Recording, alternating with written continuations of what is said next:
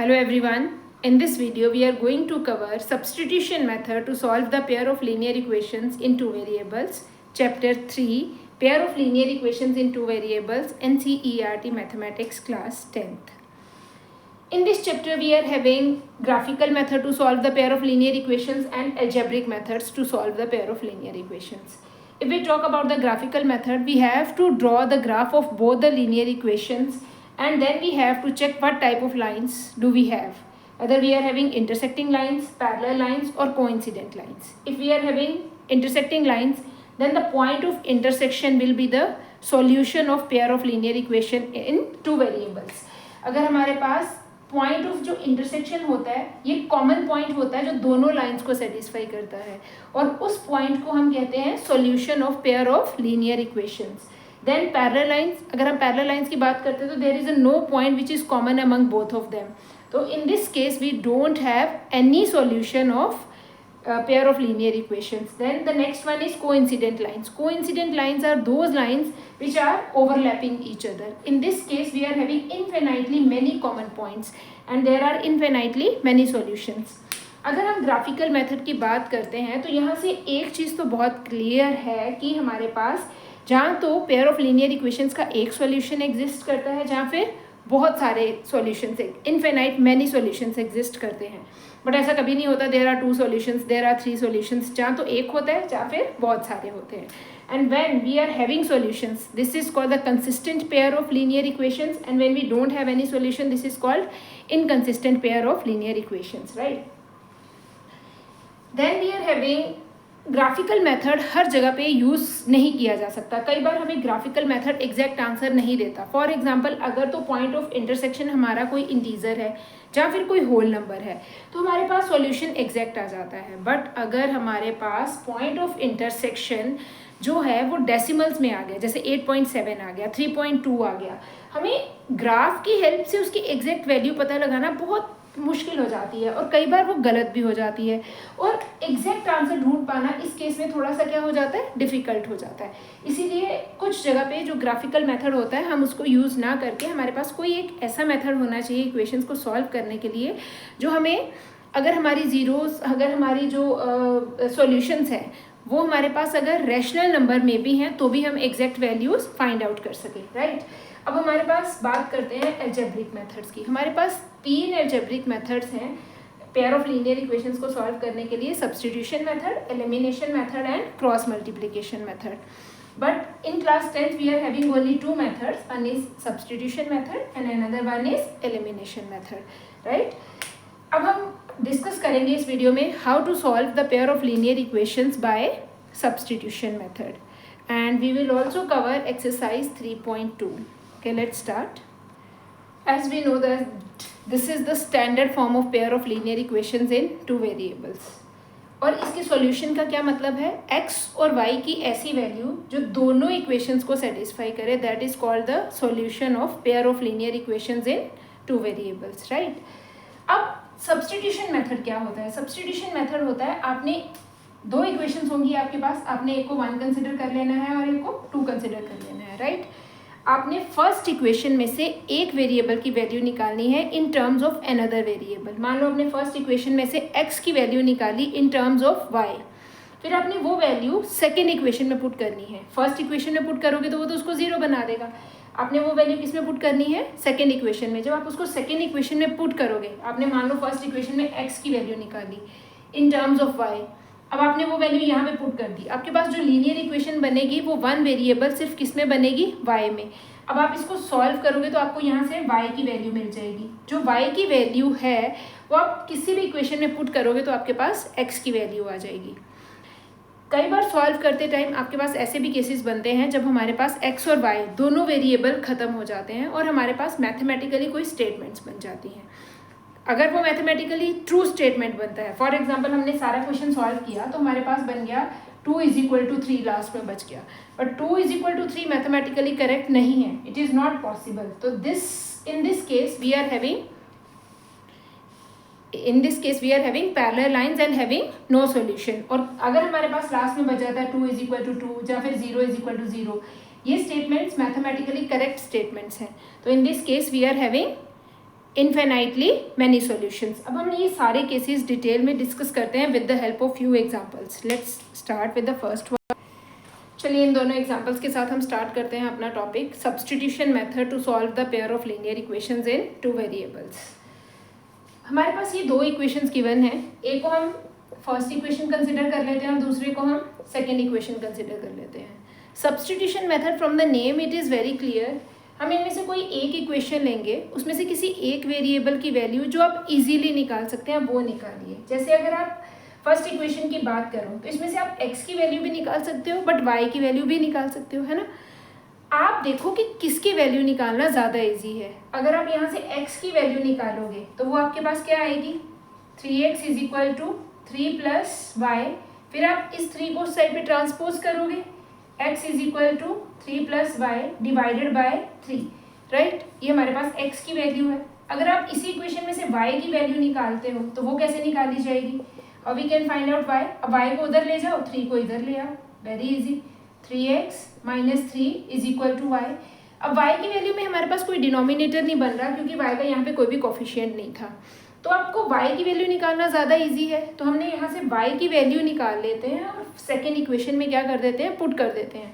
हम first equation में इसको पुट नहीं कर सकते, जिस इक्वेशन में हम वैल्यू निकालते हैं उसी इक्वेशन में पुट नहीं करते हैं, दूसरे इक्वेशन में पुट करते हैं। तो हम ये वाली वैल्यू कंसिडर करते हैं y की एंड पुट इन 2।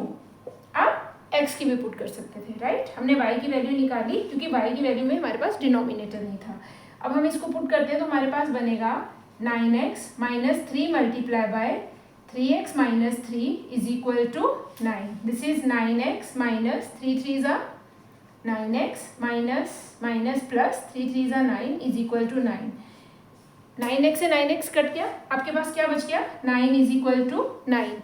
अब देखो, जब हमने वैसे तो देखा जाए अगर तो ये लाइंस हमारे पास इंटरसेक्टिंग लाइंस होती तो यहाँ से हमारे पास x की वैल्यू निकल जाती, बट यहाँ से हमारे पास x की वैल्यू नहीं आई, x खत्म हो गया, राइट। अब x खत्म होने पे हमारे पास एक मैथमेटिकली करेक्ट स्टेटमेंट बच गया। अगर ये मैथमेटिकली करेक्ट स्टेटमेंट है तो it means these lines are coincident lines and having infinitely many solutions. ये कौन सी लाइंस है, एज क्या लिखोगे आप, as this is mathematically true statement, therefore infinitely these lines are coincident lines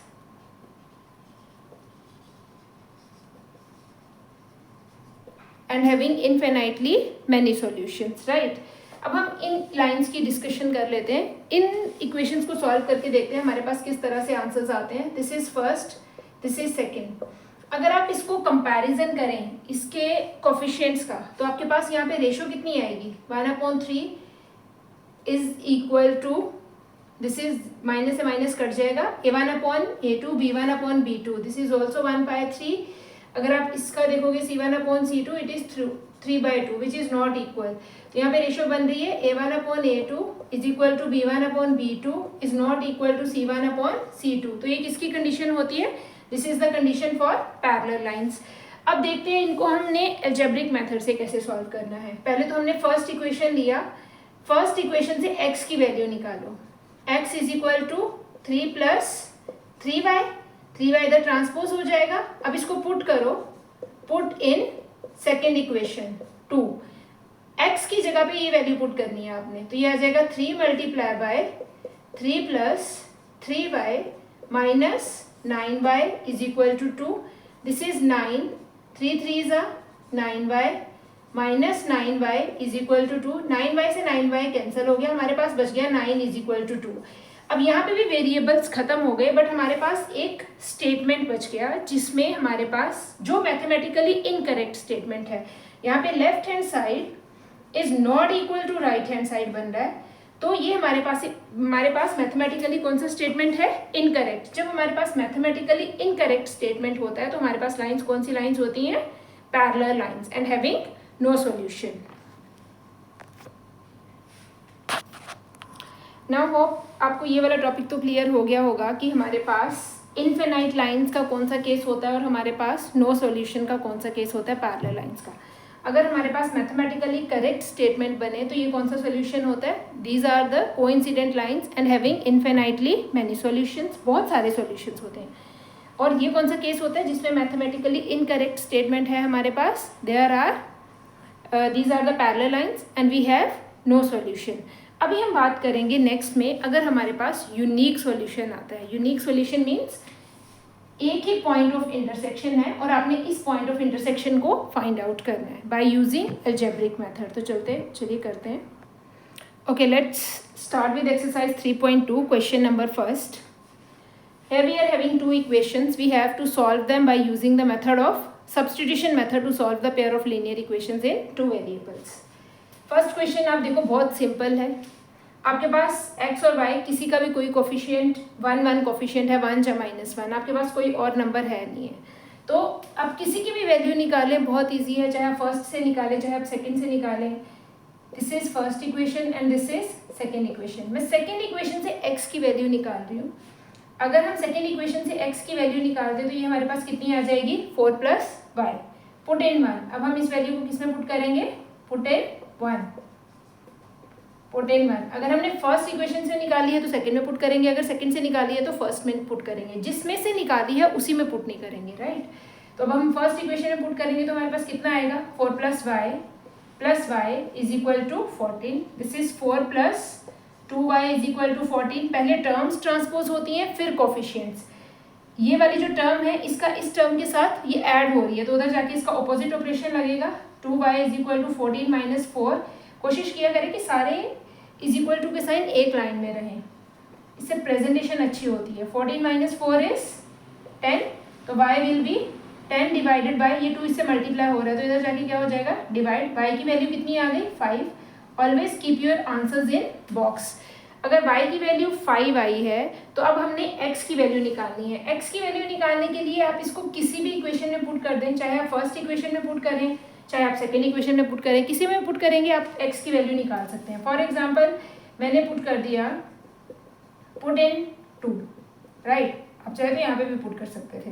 y की वैल्यू 5 है तो हमारे पास कितना आ जाएगा, x - 5 इज इक्वल टू 4। ये 5 इस साइड पे जाके क्या हो जाएगा, plus x plus this is 4 + 5, 4 + 5, तो x की वैल्यू कितनी आ जाएगी, 9।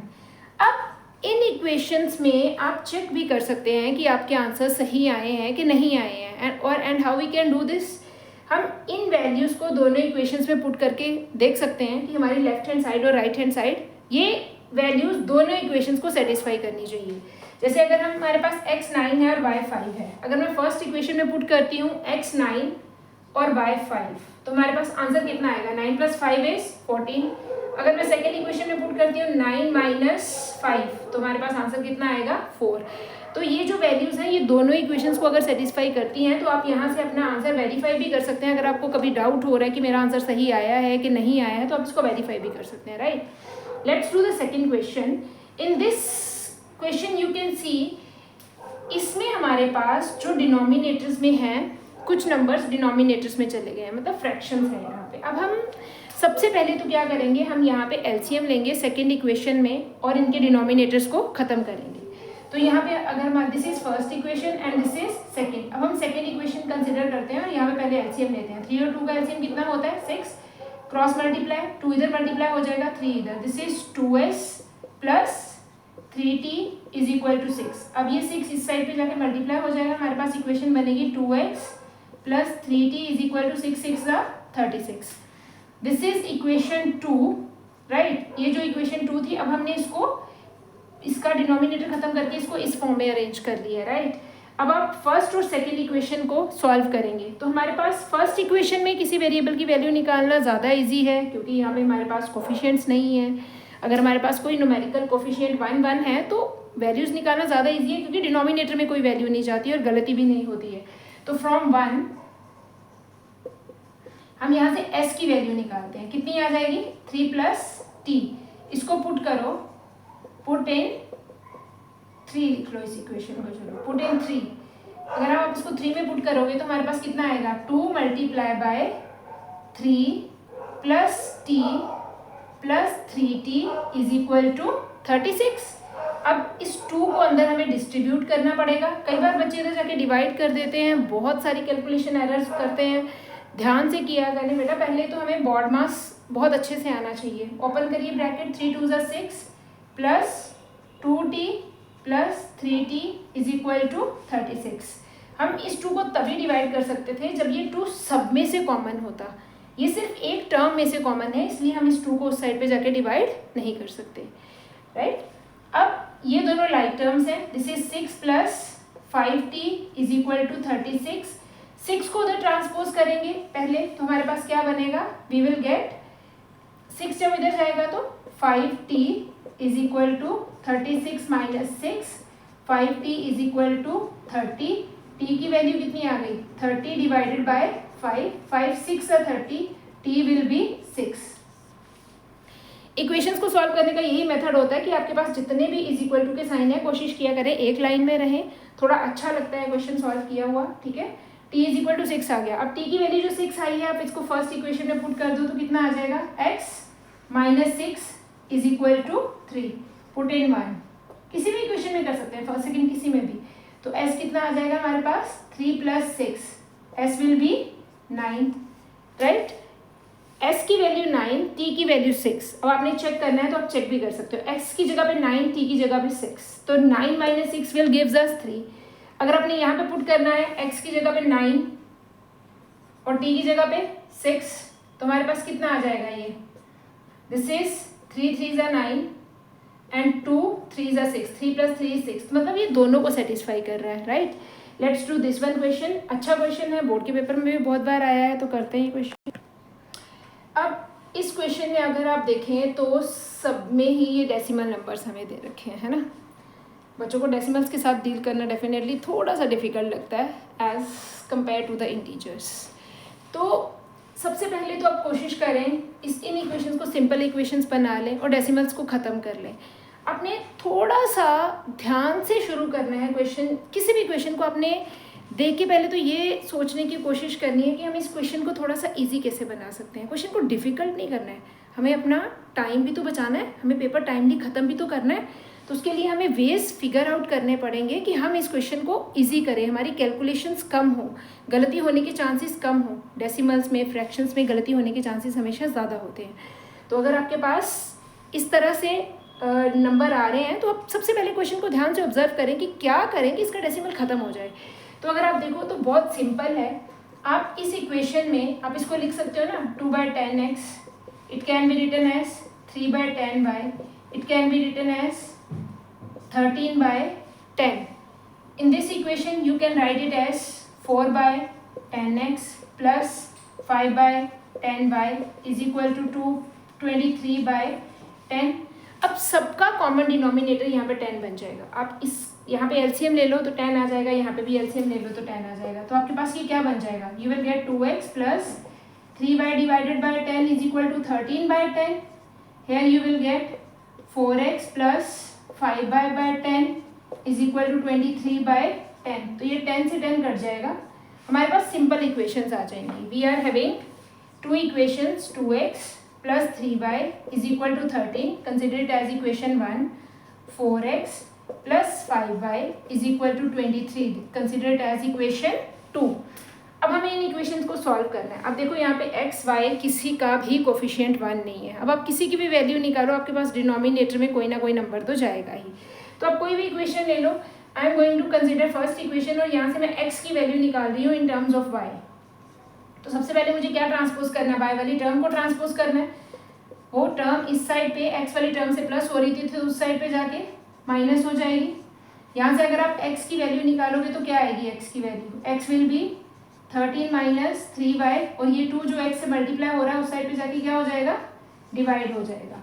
अब ये हमारे पास x की जो वैल्यू आ गई है, हम इसको किस में पुट करेंगे, put in 2। Let's put this value in, put in second equation. x की जगह पे ये वैल्यू पुट करिए 4। हमेशा लूज लिखने की कोशिश किया करें ताकि आपके पास स्पेस बहुत होता है आपके पास बेटा, बोर्ड के पेपर में बहुत बड़ी शीट होती है आपके पास, आप एक्स्ट्रा भी ले सकते हैं। तो टाइट पेपर तो करना ही नहीं है, हमेशा खुला लिखें एग्जामिनर को अच्छे से दिखता है और लिखा हुआ भी अच्छा लगता है। तो 2 2s are 4, ये खत्म हो गया यहाँ से। अब ये 2 जो है ये दोनों से मल्टीप्लाई होगा, अंदर डिस्ट्रीब्यूट होगा, तो हमारे पास ये कितना बनेगा, पहले 2 13s are 26 minus 3 2s are 6y, distributive property लगेगी, plus 5y is equal to 23। अगर आप इस इक्वेशन को ध्यान से देखोगे तो ये दोनों लाइक टर्म्स हैं, 6 के साथ negative, this is minus 6y, this is positive 5y।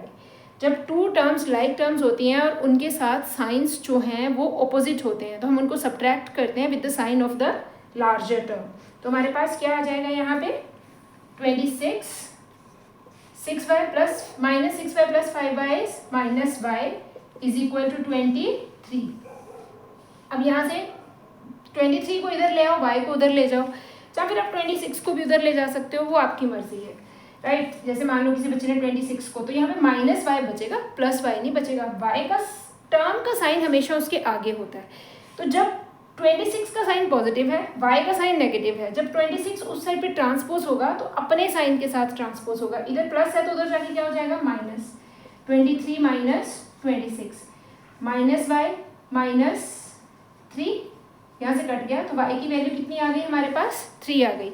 अब हमने y की वैल्यू इस इक्वेशन में पुट करो और यहाँ से x की वैल्यू निकालो, कितना आ जाएगा, x is equal to 13 minus 3 multiply by 3 divided by 2, this is x is equal to 13 minus 9 divided by 2, कितना आ जाएगा 4/2 विच इज 2। तो x की वैल्यू कितनी आ गई 2, x 2 और y 3।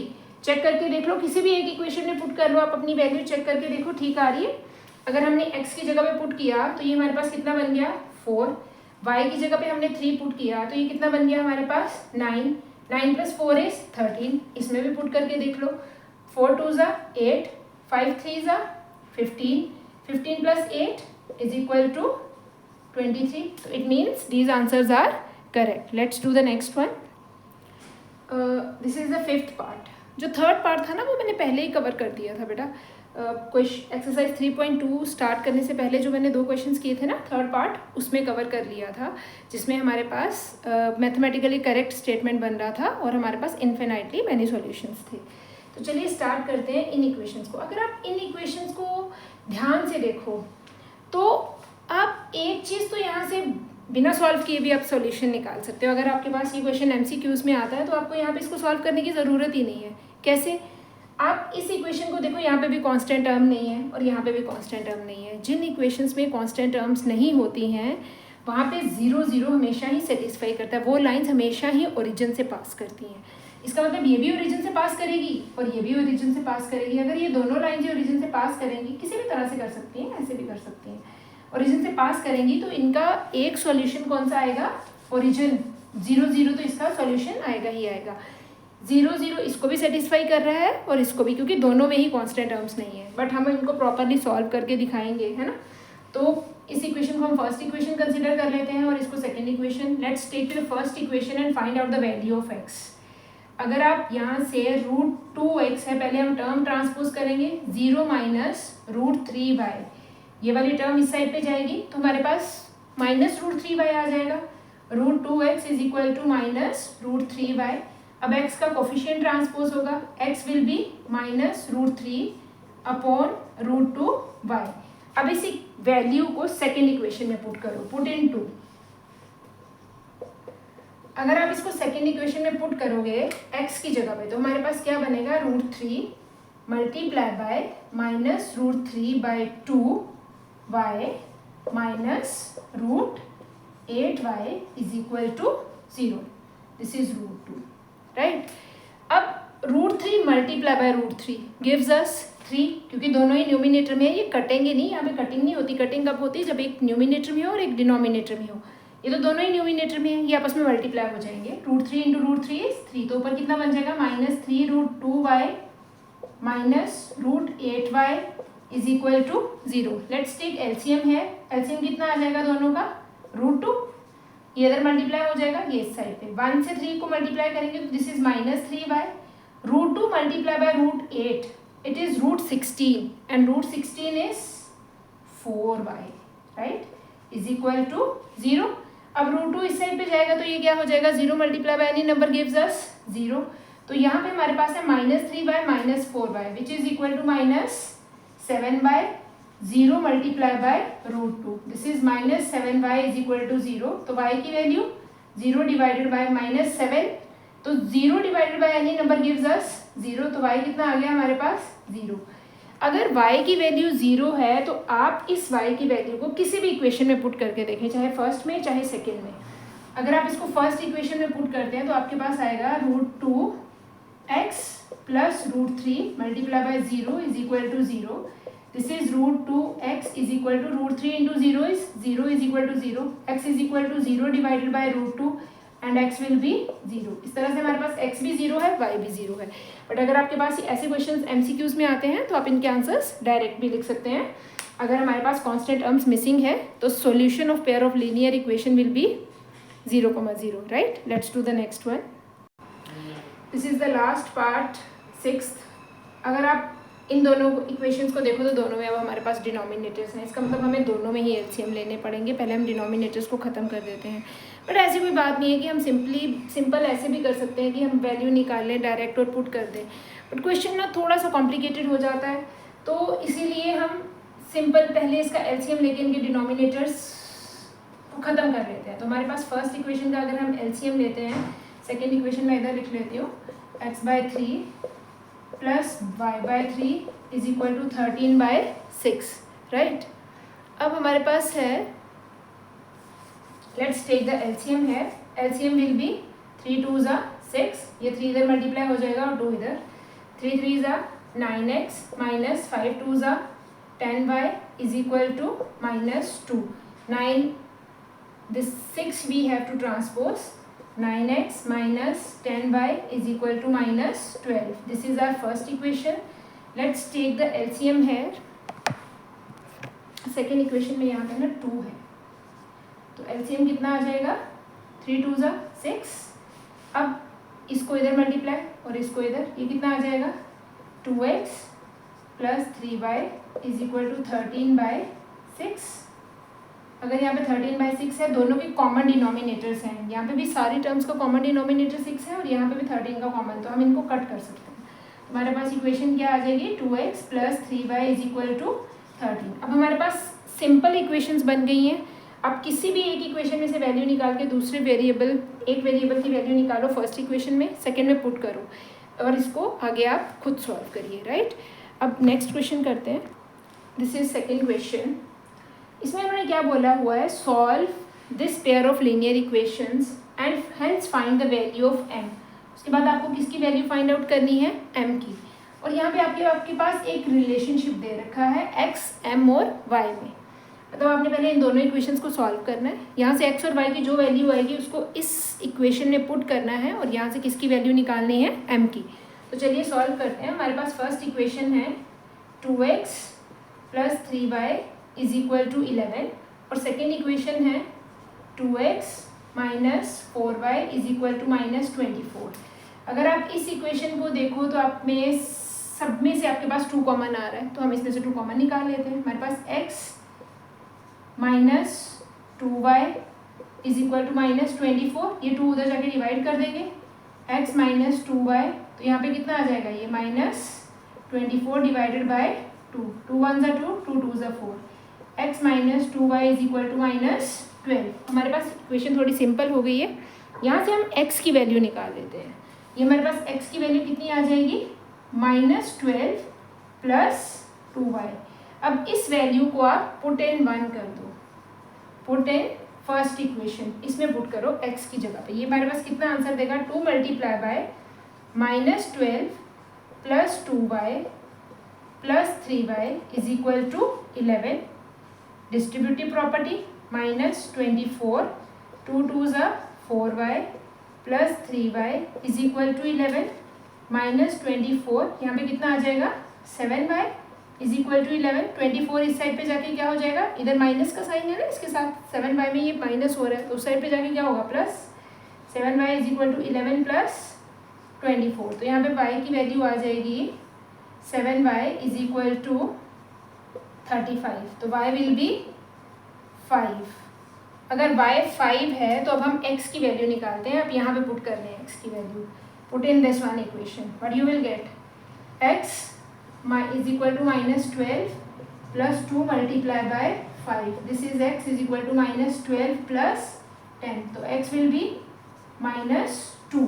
अब हमारे पास x की वैल्यू भी आ गई, y की वैल्यू भी आ गई। हमारे पास सॉल्यूशन क्या, इक्वेशन क्या है, y is equal to mx plus 3, इसमें पुट करो वैल्यूज। y की जगह पे कितना पुट करना है 5, और m की जगह पे x की जगह पे -2 m प्लस 3, तो पहले 3 इधर जाएगा, 3 जब इधर जाके माइनस हो जाएगा तो यहाँ पे कितना बचेगा, 5 - 3 is equal to -2m, it gives us 5 - 3 is 2 is equal to -2m, -2m से मल्टीप्लाई हो रहा है उस साइड पे जाके, divide 2 divided by -2 is equal to m, 2 divided by 2 is -1, this is m, m की वैल्यू हमारे पास कितनी आ गई, -1, what is the value of m, m is -1, right. Let's do question number 3।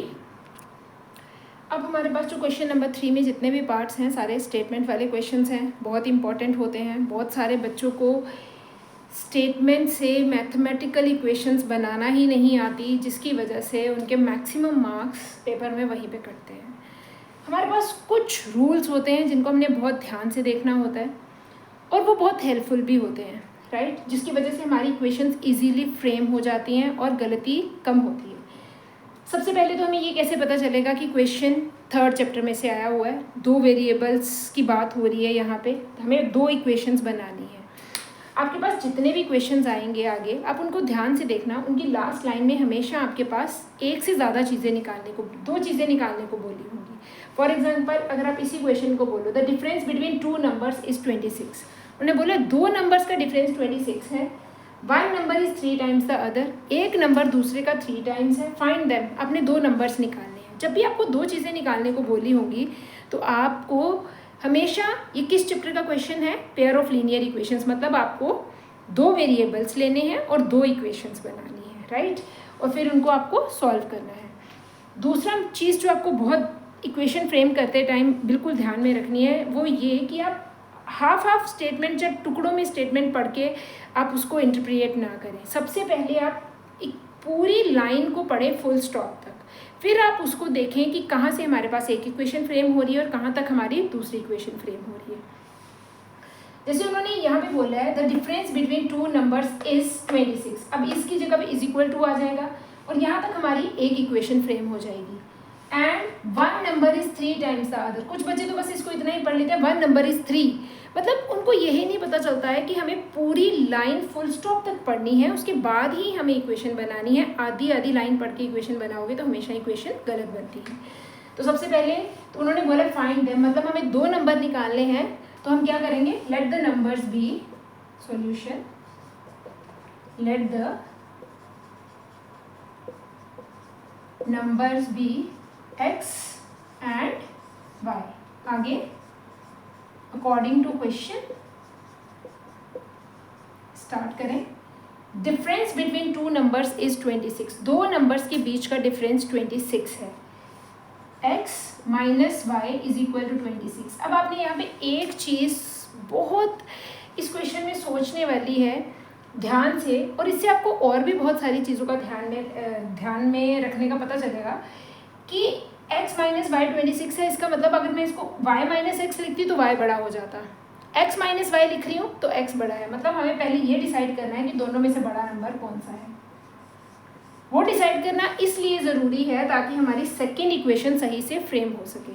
हमने यहाँ पे लिया है x y से बड़ा है, तभी तो इन दोनों का डिफरेंस एक पॉजिटिव नंबर बन रहा है। x माइनस वाई इज 6, तो हम यहाँ पे लिखेंगे कि x is greater than y। उसके बाद उन्होंने बोला है 1 number is 3 times the other, एक नंबर दूसरे का 3 टाइम्स है, तो ऑब्वियसली जो बड़ा नंबर है वही छोटे का 3 टाइम्स होगा। अब एक नंबर दूसरे का 3 टाइम्स है, 1 number is 3 times the other. आप खुद सोचो कि अगर आप इस इक्वेशन को ऐसे लिखोगे x is equal to 3y जहाँ y is equal to 3x, 1 number is 3 times the other, किस तरह से लिखना सही है, इस तरह से या इस तरह से, वो तो इसी पे डिपेंड करेगा ना कि आपने फर्स्ट केस में बड़ा वेरिएबल किसको लिया है। बड़ा वेरिएबल आपने किसको लिया है, x को, then only you can figure out which one is the correct equation. The larger should be 3 times the smaller one, right. तो यहाँ पे लार्जर नंबर कौन सा है, x, therefore x is 3 times y। तो this is our first equation, this is our second equation. Plus के case में इतना इशू नहीं रहता है, बट जब माइनस का केस होता है तो हमें चीज़ें थोड़ी सी और ध्यान से, थोड़ी सी और गहराई से देखनी पड़ती है ना। तो यहाँ पे हमारे पास x माइनस वाई कितना आ गया 26, और x की वैल्यू कितनी आ गई 3y। अब इसकी वैल्यू तो सीधी निकल रही है, आप पुट इन 1 कर दो, from 2 x is equal to 3y, put in 1, इसको करो पुट इन 1, इसको 1 में पुट करो, तो हमारे पास ये कितना आ जाएगा, x की जगह पे 3y पुट करना है, 3y minus y is equal to 26, 3 minus y is 2y is equal to 26, this is y is equal to 26 divided by 2 1s are 2, 2 3s are 6, तो y की वैल्यू कितनी आ गई आपके पास 13। अगर आपके पास y की वैल्यू 13 है तो अब आप x की वैल्यू कहाँ से निकालोगे, x की वैल्यू आप यहाँ से भी निकाल सकते हैं, यहाँ से भी निकाल सकते हैं, कहीं से भी निकाल लें। तो हम इसको पुट कर देते हैं, पुट इन 2, तो हमारे पास कितनी आ जाएगी, x is equal to 3 multiply by 13, x is equal to 39, x की वैल्यू कितनी आ गई 39। यहाँ पे भी आप पुट कर सकते थे, आप यहाँ पे 13 पुट करते, उस साइड पे जाके ये प्लस हो जाता तो भी 39 ही बनता। अब आपके पास दो नंबर्स आ गए जो उन्होंने हमें फाइंड आउट करने को बोले थे, और इन दोनों नंबर्स के बीच का डिफरेंस कितना है 26 है, राइट। बट आपने फाइनल आंसर्स इस तरह से नहीं छोड़ने होते हैं। अगर आपके पास स्टेटमेंट वाले क्वेश्चंस हैं तो आपको फाइनल आंसर्स भी स्टेटमेंट की फॉर्म में ही लिखने होते हैं, वहाँ पे सीधा सीधा आधा नंबर डिडक्ट हो जाता है अदरवाइज आपका। तो आप फाइनल आंसर कहाँ पे लिखोगे, therefore the required numbers are 39 and 13, right? Let's do the next one. Let's discuss this one question. The larger of two supplementary angles exceeds the smaller by 18 degree. Find them. उन्होंने बोला दो supplementary angles हैं और जो उनमें से बड़ा angle है वो छोटे वाले एंगल से 18 डिग्रीज क्या है, बड़ा है, तो आपने उनको फाइंड आउट करना है, राइट। अब यहाँ से पहले तो फाइंड देम मीन्स हमें एक चीज़ फाइंड आउट नहीं करनी है, हमें दो एंगल्स की बात हो रही है, हमें दो चीज़ें फाइंड आउट करनी है। तो कौन से चैप्टर का क्वेश्चन है, पेयर ऑफ लीनियर इक्वेशंस। हमारे पास दो वेरिएबल्स आएंगे, तो हम लेट कर लेते हैं, let the two supplementary angles be, let the to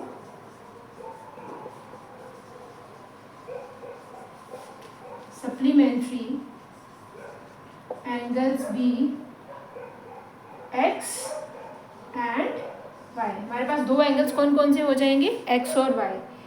अब यहाँ पे दो इक्वेशंस तो हमें बनानी है, ये तो हमें पता है। अगर हमें दो वेरिएबल सॉल्व करने होते हैं तो हमें दो इक्वेशंस चाहिए, अगर हमें तीन वेरिएबल सॉल्व करने होते हैं तो तीन इक्वेशंस चाहिए। अब हम दो इक्वेशंस कैसे बनाएंगे, पहले तो आप लाइन फुल स्टॉप तक तो एक ही लाइन है, बट इसी में से दो इक्वेशंस निकालनी है। आपको याद है सप्लीमेंट्री एंगल्स कौन से होते हैं, supplementary angles are those which are having sum, the pair of angles which are having sum 180 degree. ऐसे दो एंगल्स जिनका सम 180 डिग्री बनता है उनको कौन से एंगल्स बोलते हैं, सप्लीमेंट्री एंगल्स, राइट। इसका मतलब हमारे पास अगर x और y दो एंगल्स हैं जो सप्लीमेंट्री हैं, तो एक इक्वेशन तो हमारे पास बनेगी x plus y is equal to 180 degree, this is our first equation. Complementary होता तो x plus y will be 90। Second equation क्या बनेगी, the larger of two supplementary angles exceeds the smaller by 18। दोनों में से जो बड़ा एंगल है वो छोटे वाले एंगल से 18 बड़ा है। अब एक्सीड्स का मतलब प्लस होता है, एक्सीड्स का मतलब मल्टीप्लाई नहीं है यहाँ पे, राइट। तो कुछ बच्चे इसको मल्टीप्लाई कर देते हैं तो क्वेश्चन सारा गलत होता है, हो जाता है। मोर का मतलब, इंक्रीज का मतलब, एक्सीड्स का मतलब, यहाँ पे कौन सा साइन आता है, प्लस का साइन आता है। प्लस इंक्रीज होता है एक्सीड का मतलब, तो उसका मतलब होता है हमें ऐड करना है उसमें 18। अब इसमें से बड़ा किसको लेना है, देखो यहाँ पे तो प्लस का साइन है, लास्ट जो क्वेश्चन हमने किया था वहाँ पे डिफरेंस दे रखा था, यहाँ पे तो सम है, तो आप किसी को भी बड़ा ले लो, कोई फ़र्क नहीं पड़ेगा, है ना। तो हमने ले लिया x ग्रेटर है, और जो x है वो y से कितना बड़ा है, वो 18 बड़ा है, y प्लस 18। अगर हम y में 18 डिग्रीज प्लस करते हैं तो हमारे पास x बनता है, राइट। अब हमारे पास अब हम कैसे फाइंड आउट कर सकते हैं एंगल्स, करते हैं। सेकेंड इक्वेशन में हमारे पास x की वैल्यू पहले से ही निकली हुई है, पुट इन 1 कर देते हैं। इसको 1 में पुट करोगे तो आपके पास आ जाएगा, आई विल सॉल्व है, y plus 18 plus y is equal to 180 degree. 18 plus 2y is equal to 180, 2y is equal to 180 minus 18, 2y is equal to 180 minus 10 170, 170 minus 8 that is 162। अब ये 2 इस साइड पे जाके डिवाइड हो जाएगा तो हमारे पास y की वैल्यू कितनी आ जाएगी, y will be, this is y is equal to 162 divided by 2 8 जा 16, 2 1 जा 2, y इज 81 डिग्री। एंगल है तो डिग्री ज़रूर लगाना है, राइट। अब y की वैल्यू आ गई हमारे पास, x की वैल्यू निकालते हैं, इसमें पुट कर लो, पुट इन 2। इसके बाद मैं यहाँ पे कर रही हूँ पुट इन 2। x कितना आ गया हमारे पास, 81 प्लस 18, तो x will B 8 plus 1 9, 8 plus 1 9, 99 degrees. आप इन दोनों का सम करके भी चेक कर सकते हैं। 99 प्लस 81 हमारे पास ये कितना बन रहा है, 180 डिग्री, राइट। तो इस तरह से हमारा क्वेश्चन हो जाएगा, बस आपने इक्वेशंस ध्यान से बनानी है, right. Let's do the next one. अब इस क्वेश्चन में हमारे पास a coach of a cricket team buys 7 bats and 6 balls for rupees 3,800. Later she buys 3 bats and 5 balls for rupees 1,750. Find the cost of each bat and each ball. अब यहाँ पे भी आपको दो चीज़ें निकालनी है, तो आप एक की कॉस्ट को x लेट कर लो, एक को y लेट कर लो। Let the cost of each bat is equal to x and let the cost of each ball is equal to y. अब इक्वेशंस बनाओ। पहले केस में उसने कितने बैट्स खरीदे हैं, 7 बैट्स। अगर एक बैट की कॉस्ट x रुपीस है तो 7 बैट की cost 7x according to question. Similarly 6 balls, एक बॉल की कॉस्ट है y, तो 6 बॉल्स की 6y is equal to 3800। This is equation 1। अब सेकेंड के लिए उसने कितने बैट्स खरीदे हैं, 3 bats, this is 3x and how many balls, 5y is equal to 1750। This is our second equation. अब इक्वेशंस में हमारे पास कुछ भी कॉमन तो आ नहीं रहा है, हमें वैल्यूज ही निकालनी पड़ेंगी और पुट करनी पड़ेंगी। तो हम फर्स्ट इक्वेशन में से x की वैल्यू निकाल लेते हैं। हमारे पास x की वैल्यू कितनी आ जाएगी, दिस इज 3800। पहले तो 6y उधर जाके माइनस होगा, माइनस 6y डिवाइडेड बाय 7। बहुत सारे बच्चे ये गलती कर देते हैं, पहले 7 को उधर ले जाएंगे फिर 6y को उधर ले जाएंगे। बेटा पहले टर्म्स, जिस वेरिएबल की आप वैल्यू निकाल रहे हो ना, पहले उसके साथ लगा कोफिशिएंट ट्रांसपोज नहीं होता, पहले उसके साथ लगी हुई टर्म्स ट्रांसपोज होती हैं। टर्म्स ट्रांसपोज होने के बाद टर्म का उस टर्म के साथ जो रिलेशन है उसका ऑपोजिट ऑपरेशन से वो ट्रांसपोज होती है, फिर उसके बाद इसका कोफिशिएंट ट्रांसपोज होता है। अगर मल्टीप्लाई हो रहा है तो डिवाइड, डिवाइड हो रहा है तो multiply, whatever is accordingly we have to do, right. अब हम इसको सेकेंड इक्वेशन में पुट कर देते हैं, तो हमारे पास कितना आ जाएगा, 3 multiply by 3800 minus 6y divided by 7 plus 5y is equal to 1750। अभी हम इस 7 को इधर ट्रांसपोज नहीं कर सकते। सबसे पहले तो हमें क्या करना पड़ेगा, हमें इस 3 को अंदर मल्टीप्लाई करना है। जब हम 3 को अंदर मल्टीप्लाई कर देंगे, 7 का एलसीएम ले लेंगे, then only we can transpose it, right.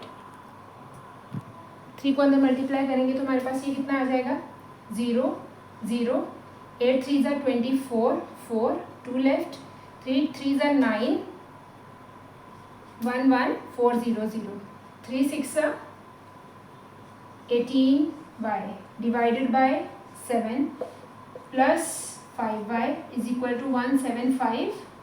पहले तो 7 का एलसीएम लो, एलसीएम आ जाएगा 7, ये आ जाएगा 11400 माइनस 18y प्लस 7 5 ज़ा 35y इज इक्वल टू 1750। अब ये 7 इधर ट्रांसपोज होके मल्टीप्लाई हो जाएगा, आ जाएगा 11400। इन दोनों को आप सॉल्व कर सकते हो। हमारे पास यहाँ पे 18 तो ये कितना बचेगा हमारे पास, अगर 20 माइनस करते तो हमारे पास बचता 25, 15, 17 बचेगा, है ना। 17y, इसको इधर मल्टीप्लाई करो, दिस इज 0,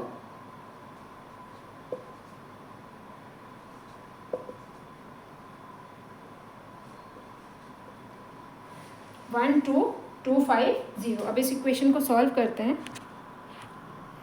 यहाँ पे प्लस का साइन आएगा, यहाँ पे 18 माइनस का है और 35 प्लस का है, तो बड़े नंबर का साइन आता है तो प्लस आएगा। पहले ये टर्म इधर जाके माइनस हो जाएगी, 17y is equal to 12250 minus 11400। अब आप इन दोनों को माइनस करेंगे तो आपके पास ये आ जाएगा 0, देन 5, देन इधर 12, 8 0 0, राइट, 850, दिस इज 17y। तो y कितना आ जाएगा, 850 डिवाइडेड बाय 17 5 इसका मतलब y की वैल्यू हमारे पास आ गई 50। और y हमने क्या लेट किया था, कॉस्ट ऑफ ईच बॉल। अब हमारे पास बॉल की कॉस्ट तो आ गई है, अब हमने क्या निकालना है, y की वैल्यू निकालनी है। तो y की वैल्यू हमारे पास जो पीछे इक्वेशन बनी थी उसमें हम पुट कर लेते हैं। फर्स्ट इक्वेशन थी हमारे पास, let's put it in equation 1। यह आ जाएगा 7x plus 3 multiply by 50 is equal to 3800। यह आ जाएगा 7x plus 150 is equal to 3800. This is 7x is equal to 3800 minus 150. 7x will be, this is 0, 5, 6, 3. X is equal to 3650 divided by 7. 7 5s are 35, 1 left.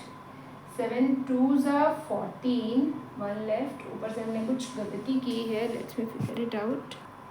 Sorry, मैंने यहाँ पे equation गलत लिखी है, यहाँ पे 6 है, 6 वाला, यहाँ पे 6 आएगा, 5 6 30, 300, ये हमारे पास आएगा 300।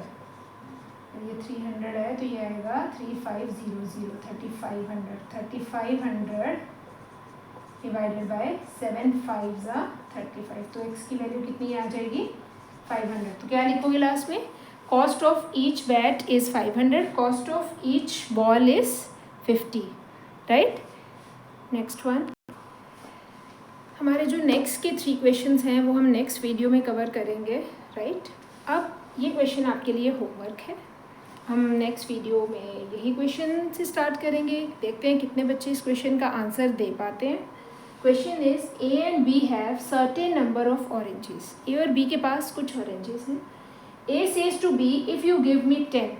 A B को क्या बोलता है कि अगर तुम मुझे 10 ऑरेंज दे देते हो तो I will have twice the number of oranges left with you। तो मेरे पास कितने ऑरेंजेस होंगे, I will have twice the number of oranges left with you। जो तुम्हारे पास बच जाएंगे मेरे पास उसके 2 टाइम्स हो जाएंगे। B replies, if you give me 10 of your oranges। B बोलता है कि अगर तुम मुझे अपने में से 10 ऑरेंज दे देते हो तो I will have the same number of oranges as left with you। तो मेरे पास उतने ऑरेंजेस हो जाएंगे जितने तुम्हारे पास बचेंगे। I will have the same number of oranges as left with you। मेरे पास उतने ही ऑरेंजेस हो जाएंगे जितने तुम्हारे पास मुझे 10 देने के बाद बचेंगे। Find the number of oranges A and B have respectively। आपने बताना है कि A और B के पास कितने ऑरेंजेस थे, राइट।